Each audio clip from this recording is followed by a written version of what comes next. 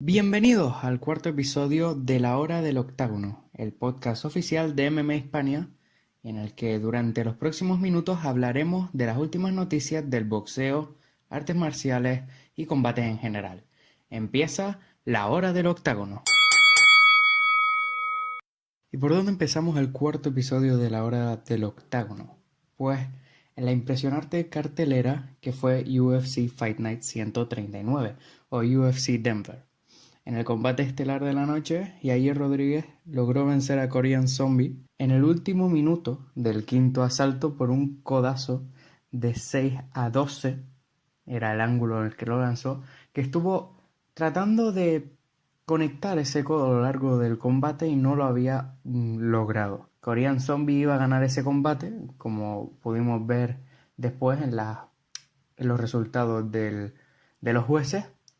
Y Yair Rodríguez por su parte logró no solo volver de forma impresionante, sino además poner a toda la división del peso pluma en sobreaviso, que es uno de los luchadores ya no más impresionantes, sino también más impredecibles de la propia división.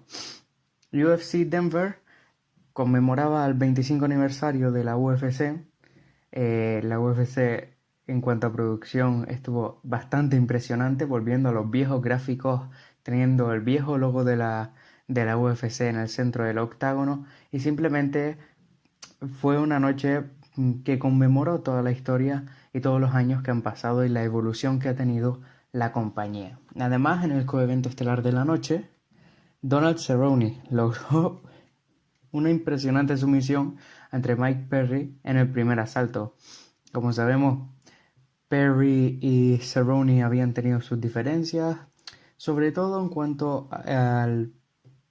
Mike Winkeljohn y al gimnasio en el que ambos entrenaban, del cual Cerrone finalmente se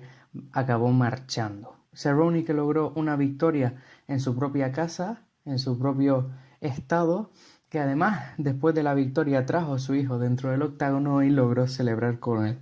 Cerrone además dijo que volvería a bajar a 155 libras y que ya tiene un oponente en mente, aunque todavía no será anunciado hasta dentro de un par de semanas. Además, en la cartelera principal, Jermaine Durandamy volviendo a lograr una victoria después de haber vencido a Holly Holm en su último combate en la UFC. Un par de años después, aquí está volviendo a ganar, ya que una serie de lesiones le habían impedido volver a competir en el octágono. También Beneil Dariush logró vencer ante Thiago Moises por decisión unánime, sobre todo controlando a Moises en la lona, dominándolo, no yendo tanto a sumisiones, ya que Moises las defendió muy bien, pero a pesar de haber cogido el combate a tan solo una semana de celebrarse, Moises tuvo una muy buena actuación en el octágono y podría ser un luchador a tener en cuenta en los próximos años. Además, con quien estoy más impresionado de toda esta cartelera, que ha sido impresionante, es sobre todo con Maycee Barber, que logró vencer a Hannah Cifers en el segundo asalto por KO técnico. Barber es una luchadora que lo tiene todo. A sus 20 años de edad nada más, ya tiene en su móvil un reloj con la cuenta atrás para poder vencer a Jon Jones y convertirse en la luchadora más joven en tener el título de la UFC. Habla de forma impresionante, pidió el combate contra Mackenzie Dern después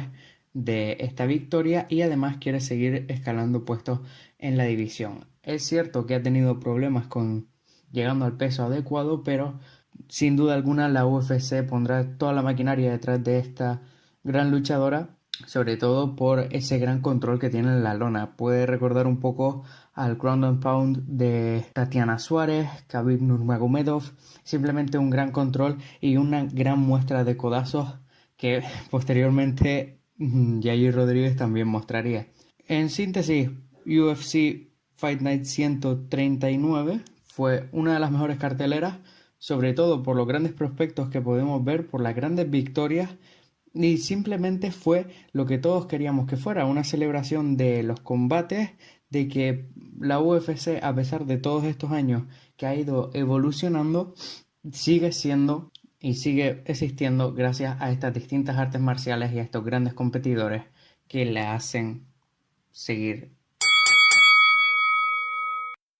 Y cómo no, otras de las noticias más importantes de la semana las seguimos analizando en la hora del octágono.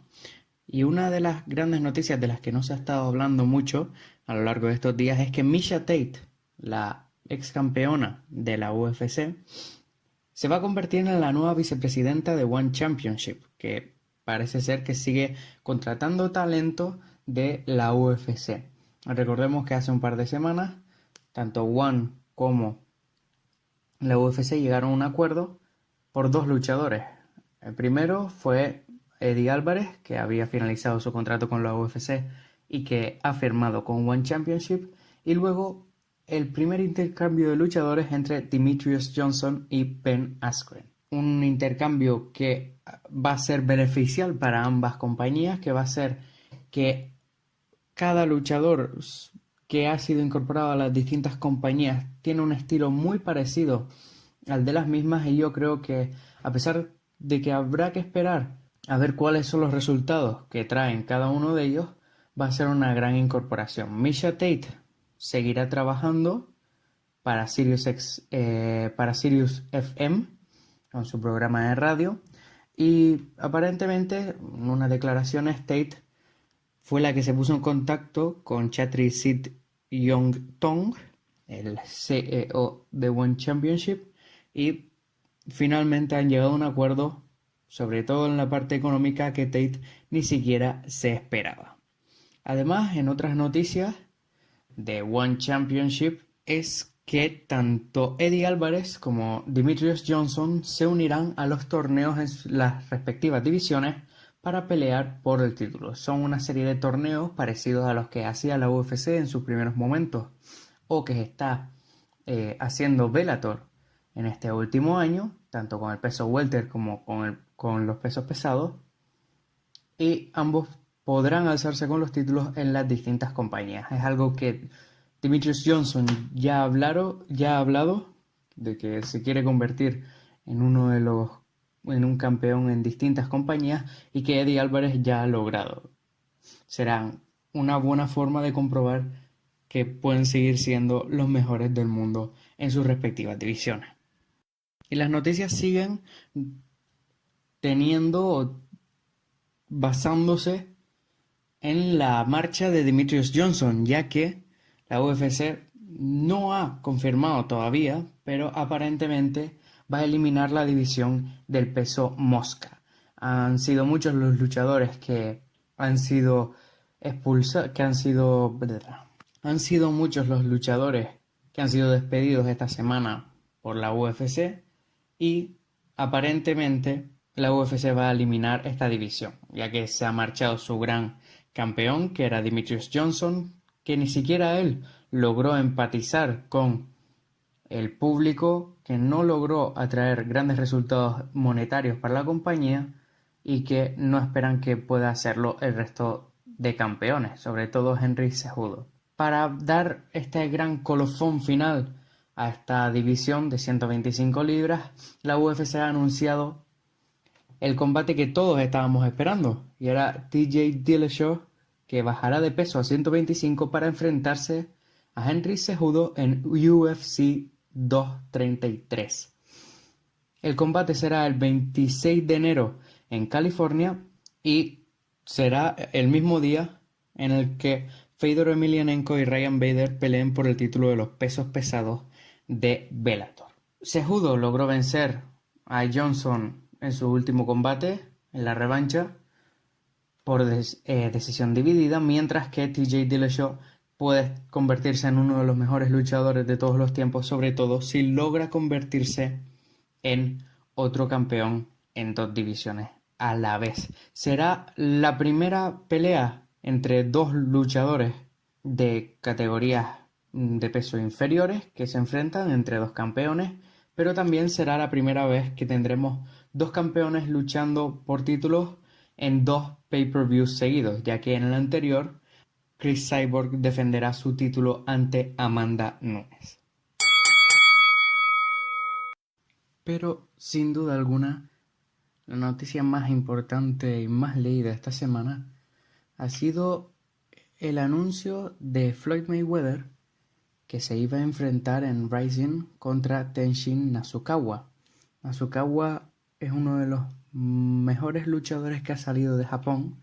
en los últimos años, con una gran experiencia sobre todo en el kickboxing, también en las MMA, tiene un récord de 4-0, sigue invicto y puede ser uno de los luchadores a tener en cuenta, sobre todo para ampliar ese mercado por parte de la UFC. Si recordamos, esta semana Mayweather y Nasukawa tenían una conferencia de prensa en Japón en la que se anunciaba el combate. También a las redes sociales McGregor se reía de Mayweather diciendo que había perdido sus años, su fuerza y además había perdido su dinero. Todos estos artículos los pueden leer en mmahispania.com, ya que hemos cubierto la noticia de forma extensa. Pero una serie de días después, el 7 de noviembre, Mayweather llegaba a Estados Unidos y colgaba un comunicado a través de sus redes sociales en el que anunciaba lo siguiente. En primer lugar, quería dejar claro que nunca ha aceptado un acuerdo oficial contra Tenshin Nasukawa. Lo que viene a decir Mayweather en el comunicado es que principalmente sería un combate de exposición, una exhibición para una serie de altos cargos japoneses por una gran cantidad de dinero, un combate de exhibición de 9 minutos con 3 asaltos y que sería por una gran cantidad de dinero. Además que su oponente no sería Nasukawa, sino que sería otro que elegiría Rising. Un par de días después, cuando ya fue a la conferencia de prensa, se encontró con Tenshin Nasukawa y que Rising había dado la vuelta a la tortilla. Tanto su equipo como Mayweather dijeron que estaban sorprendidos por las noticias y sobre todo por ese cambio de oponente y que se había montado un espectáculo del que no quería participar, a pesar de haber dicho que Nasukawa era uno de los mejores luchadores y que no habría sido el primer combate de exhibición, por así decirlo, que ha tenido Mayweather en los últimos años. Ya lo vimos el año pasado contra Conor McGregor, al que pudo vencer en el 10º asalto por KO técnico. Y lo que encontramos es que si Mayweather ha tenido esta serie de problemas y ha estado últimamente en las noticias, es principalmente porque necesita ese dinero. Ya anunció que iba a pelear contra Pacquiao en diciembre, no ha sido así. Ya anunció ahora que se iba a enfrentar a Nasukawa, finalmente no ha sido así, pero lo importante es que Mayweather sigue estando en los principales medios de comunicación, sigue estando en los primeros planos y además, si nos fijamos en sus redes sociales, después justamente de haber colgado este anuncio, volvió a colgar publicidad de sus distintos clubes de striptease que tiene en Las Vegas. Entonces, podría decirse que se ha tratado de ha sido un gran movimiento publicitario por parte de Mayweather, que es uno de los mejores luchadores que se ha sabido promocionar y que ha sabido vender sus eventos, y que a partir de ahora todo lo que diga quedará en entredicho, ya que no nos podemos fiar de lo que nos diga Mayweather. En cuanto a la semana que viene, la UFC tendrá una gran cartelera en Argentina, en la que en el combate estelar de la noche estará Neil Magny contra Ponzinibbio y además el regreso de Khalil Rountree, Ricardo Lamas, Darren Elkins y por supuesto Cynthia Calvillo, entre otros. Podrán seguir toda la cobertura de este evento a través de mmahispania.com y a través de nuestro canal de YouTube. Esto ha sido todo en este 4º episodio de La Hora del Octágono.